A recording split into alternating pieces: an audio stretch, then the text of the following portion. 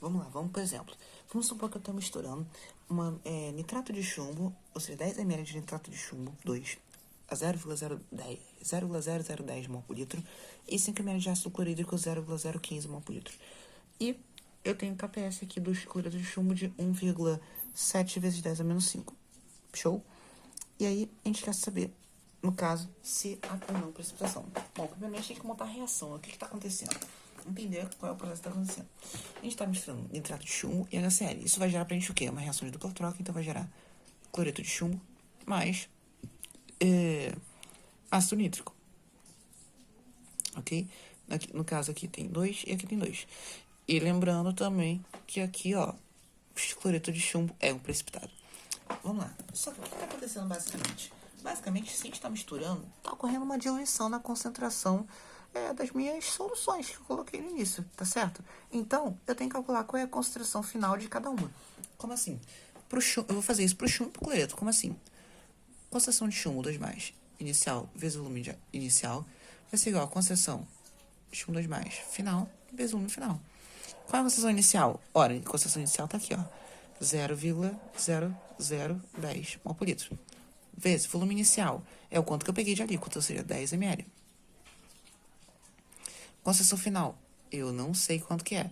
Mas eu sei qual é o volume final. O volume final eu sei, porque basicamente eu só misturei esses dois. Então, 10 mais 5, eu vou ter, então, 15 ml. Então, eu posso calcular a concentração de chumbo final vai ser quanto? Vai ser, ó, 0,0010 vezes 10 ml dividido por 15. É isso mesmo? Isso mesmo. Vai dar essa concentração aí, ó. 6,67 vezes 10 a menos 4. Vou aproximar para isso. Mol por litro. Perfeito? A mesma coisa eu vou fazer para o cloreto. Ou seja, CIVI igual a CFF. Concentração inicial de cloreto é provavelmente do ácido. Então, é 0,0015. Volume inicial, 5 ml. Igual a concentração final que eu quero descobrir. E o volume final, 15 ml, como a gente já viu. Então, a gente vai ter o quê? 0,0015 vezes 5 dividido por 15. A gente vai ter, então, 5 vezes 10 a menos 4. Mol por litro. Essa é a concentração final. E agora eu posso calcular o produto iônico. Por quê? Como vai ser o produto iônico? Ora, se eu fazer a reação de solubilização, vai ser o quê? PbCl2 sólido se decompondo em chumbo 2+, mais 2Cl-. Show? Então, eu tenho que... Produto iônico, ou o Q, né? Vai ser igual a quê? Concentração de chumbo 2+, vezes concentração de cloreto elevado ao quadrado. Então, a gente vai ter o quê? Concentração de chumbo de 6,67 vezes 10 a menos 4, vezes 5 vezes 10 a menos 4, elevado ao quadrado. Então, produto iônico, ou o quê? Vai ser igual ao quê? Vai ser essa multiplicação. Então, a gente vai ter o quê?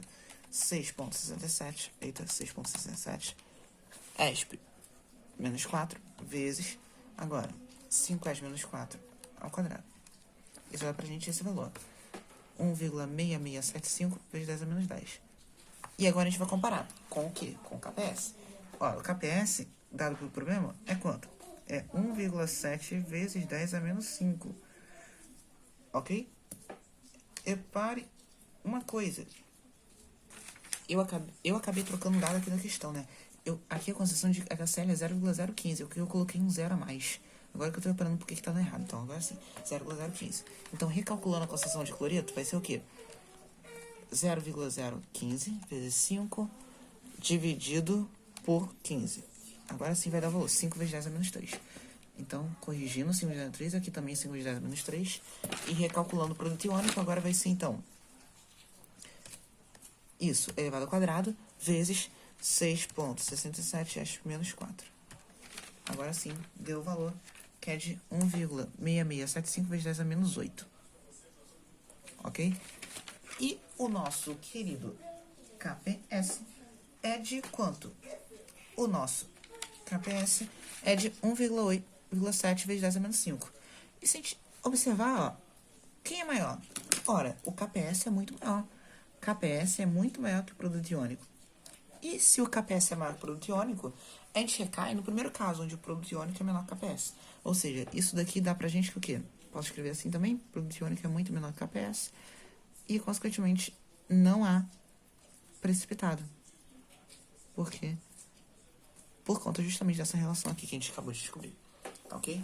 Basicamente, esses são os tipos de questões. Descobrir se precipita ou não. E às vezes, dependendo da questão, pode pedir para você calcular a quantidade de precipitado formado, mas isso é bem difícil disso acontecer. Agora a gente vai para o próximo tópico da nossa aula, que é sobre precipitação quantitativa, ou também chamada de precipitação completa. Que basicamente trata de uma condição para dizer se a precipitação ocorreu completamente ou não, tá certo? Então, a condição básica é o quê? É a nossa concentração final após a mistura dos reagentes ser menor ou igual que a concentração inicial da amostra dividido por 1000, tá certo? Ou seja, é a mesma coisa que eu dizer que 99,99% do original agora é precipitado. Basicamente é o mesmo significado, só que de forma agora matemática. Eu vou tentar mostrar com 2 exemplos essas duas situações, tanto usando a fórmula e tanto analisando a porcentagem. Vamos lá, primeiramente, concentração de ferro 3 da amostra é 0,4 mol por litro. Quero saber qual é a concentração final para que a precipitação seja completa. Então, vou fazer o quê? A concentração final tem que ser menor ou igual à concentração inicial da amostra, 0,4 dividido por 1000. Ou seja, a concentração final tem que ser menor ou igual a 4 vezes 10 a menos 4 mol por litro. Simples assim.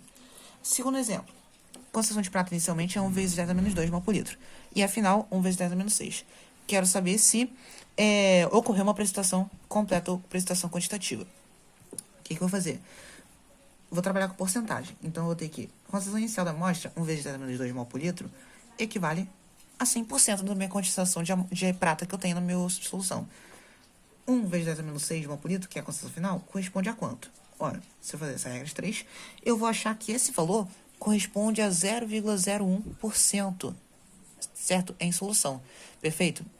Tá, mas por que eu calculei isso? Porque agora eu consigo saber quanto que eu tenho de precipitado. Precipitado vai ser o quanto? A quantidade de precipitado vai ser 100%, que é o total, menos a quantidade que sobrou na solução, ou seja, 0,01%. Logo, a quantidade de precipitado que eu tenho, 100 menos 0,01, é 99,99%. Então, eu posso dizer com certeza que a precipitação foi quantitativa. Ok? Basicamente isso. Se ficou alguma dúvida, deixe nos comentários. Agora a gente vai falar sobre um conceito, só introduzir, porque o foco mesmo a gente vai falar na próxima aula, que é sobre precipitação fracionada. O que é precipitação fracionada? Ela vai ocorrer basicamente quando em uma solução contendo 2 cátions, ou seja, 2 cátions diferentes, por exemplo, prata e estrôncio, chumbo e sei lá quem, por exemplo, cálcio, por exemplo, que precipitam facilmente. Estão lá dispostos na sua solução e de forma solúvel, tá certo? Dissolvidos na solução. Só que quando eu adiciono um íon, tá certo? Um outro íon, por exemplo, sei lá, carbonato, isso vai fazer com que as espécies precipitem. Só que não é qualquer concentração de carbonato que vai fazer com que as duas espécies precipitem ao mesmo tempo, tá certo? Vai ocorrer que uma espécie vai se precipitar completamente, feito até uma certa quantidade, e depois que essa espécie, por exemplo, a prata, precipitar completamente, depois que ela termina de precipitar, começa a precipitar, por exemplo, cálcio na minha solução. E daí, o que acontece? Quando isso acontece, ou seja, toda a prata precipitou, e só depois que ela termina de precipitar, começa a precipitar o cálcio, eu digo que essa precipitação é dita precipitação fracionada. E aí, na próxima aula, a gente vai ver os cálculos referentes a como eu descobrir se a minha precipitação ela é fracionada ou não. Porque se ela não for, ela vai ser dita precipitação em etapas, tá certo? É o nome contrário à precipitação fracionada. A gente vai entender melhor como calcular, fazer os cálculos e entender melhor esse processo. Espero que tenha ajudado e na próxima aula a gente continua o nosso assunto. Qualquer dúvida, deixa nos comentários, curte o vídeo e se inscreve no canal. Até a próxima.